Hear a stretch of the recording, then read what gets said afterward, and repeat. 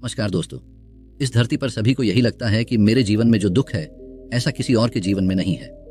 आज की यह कहानी आपको बताएगी कि इस दुनिया के सबसे सुखी व्यक्ति आप ही हैं। सही कहाँ है किसी ने, जिसके जीवन में संतोष नहीं वह जिंदगी में कभी भी खुश नहीं रह सकता। उसको बेचैनी रहती है, उसको कितना भी दे दो उसका मन कभी भी खुश नहीं हो सकता। दोस्तों, एक समय की बात है। एक गांव में एक लड़की रहती थी। वह लड़की सुंदर नहीं थी और उसका कोई भी नहीं था। वह अकेले ही रहा करती थी।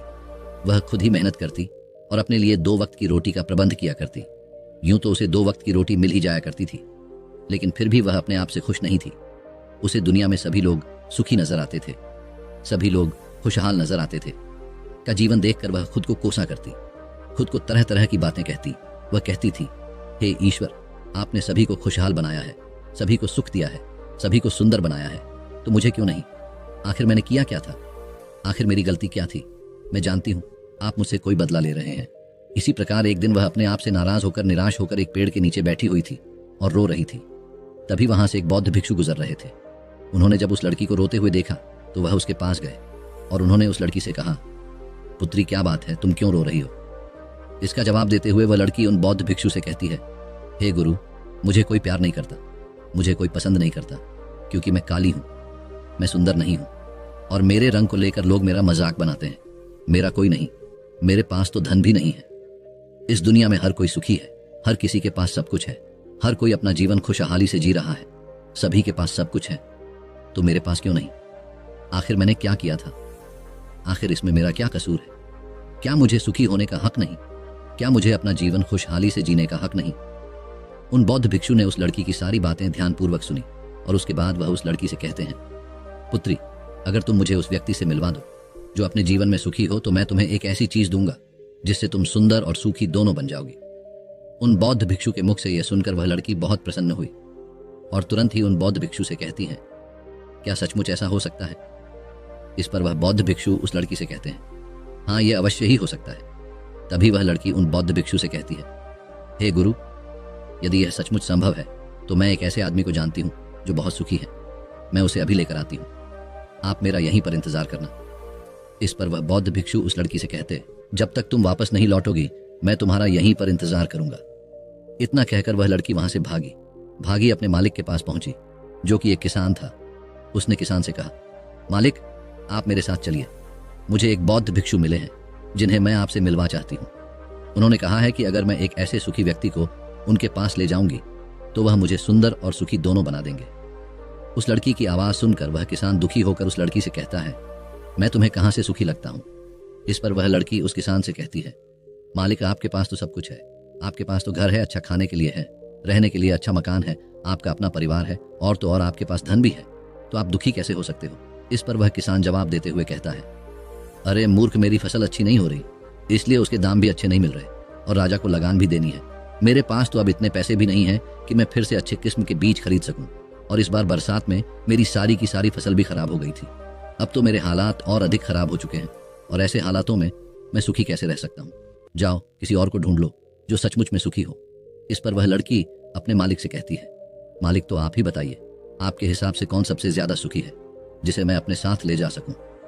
इस पर वह किसान कुछ देर से विचार कर उस लड़की से कहता है, मुझे लगता है कि व्यापारी बहुत सुखी है। उन्हें ना तो फसल उगाने की चिंता है और ना ही फसलों की देखरेख करने की।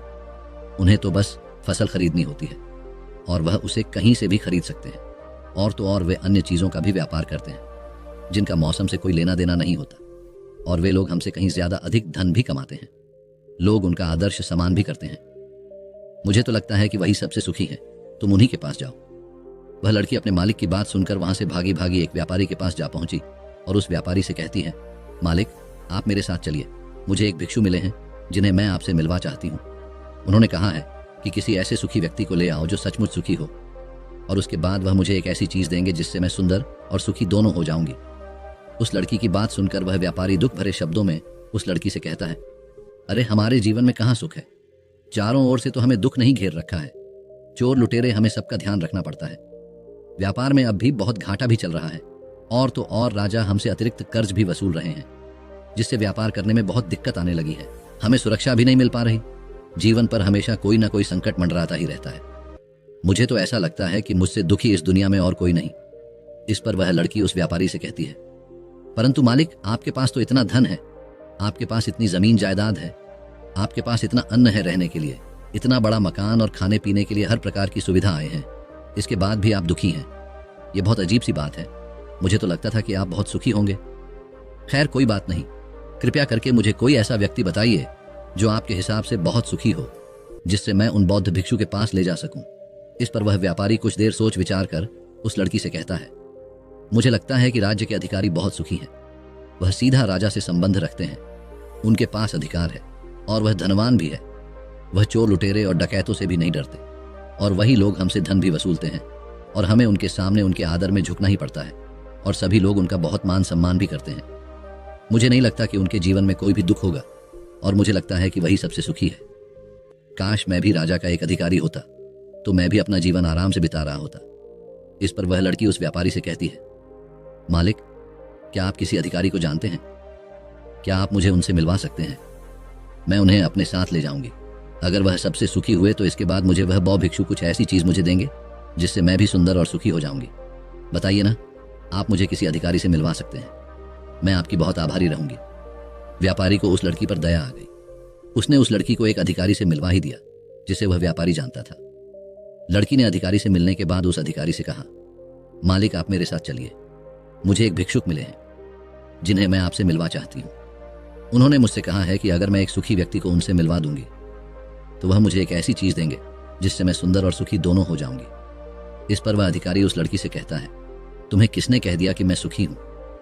अरे, मेरे जैसा दुखी व्यक्ति तो इस दुनिया में और कोई नहीं होगा। तुम्हें नहीं पता, लेकिन हम पर कितना दबाव होता है, हमारे ऊपर कितनी जिम्मेदारियां होती हैं। हमें हर एक आदेश को पूरा करना होता है, और वह आदेश भी इतनी आसानी से पूरे नहीं होते। उनके लिए हमें कितनी मुश्किलें उठानी पड़ती हैं, कितनी दिक्कतों का सामना करना पड़ता है। राजा कुछ भी आदेश पारित कर देते हैं और उसे हमें लागू करना पड़ता है। जनता का गुस्सा और तरह तरह की मुश्किलें, सभी परिणाम हमें ही झेलने पड़ते हैं। और तुम्हें लगता है कि मैं सुखी हूं, ऐसा कुछ भी नहीं है। अगर वह भिक्षुक तुम्हें सुखी कर दे तो तुम उसे मुझे भी मिलवा। मैं भी तो सुखी होना चाहता हूं, मुझे भी अपना जीवन खुशहाली से बिताना है। भला अधिकारी बनकर मुझे क्या मिला? रोज रोज की तरह तरह की तनाव। इस पर वह लड़की आश्चर्य से उस अधिकारी से कहती है, मालिक, जहां तक मैं सोचती थी कि आप सबसे सुखी हैं, लेकिन आप भी सुखी नहीं लग रहे। परंतु आपको क्या लगता है, इस दुनिया में कोई ऐसा व्यक्ति है जो सबसे सुखी होगा? क्या आप मुझे बता सकते हैं? मैं आपकी बहुत बहुत आभारी रहूंगी। उस लड़की की सारी बातें सुनने के बाद उस अधिकारी को उस लड़की पर दया आ गई। उस अधिकारी ने उस लड़की से कहा, देखो, मुझे तो ऐसा लगता है कि इस पूरे राज्य में केवल एकमात्र व्यक्ति ही सुखी है, और वह है इस राज्य का राजा। मुझे तो केवल वही सुखी लगते हैं। उन्हें किसी की सुननी नहीं पड़ती। वह नियम बनाते हैं, आदेश देते हैं, सुरक्षा से घेरे रहते हैं, और सब उनके सामने झुकते भी हैं। न उन्हें धन की कमी है और न जमीन जायदाद की। सारी धरती को उन्होंने जीत लिया है। वह सबके मालिक है, और सबसे उच्च वही है जो एकमात्र सुखी व्यक्ति है। काश मैं भी किसी राजा के घर पर जन्मा होता तो आज मैं भी बहुत सुखी होता। उस अधिकारी की यह सारी बातें सुनकर वह लड़की उस अधिकारी से कहती है, मालिक, आपसे एक विनती है। क्या आप मुझे एक बार राजा से मिलवा सकते हैं? कृपया कीजिए, आपका बहुत एहसान होगा। बस एक बार राजा से मिलना है। मैं उनसे कुछ पूछना चाहती हूँ। लड़की का चेहरा देखकर अधिकारी को लड़की पर दया आ गई।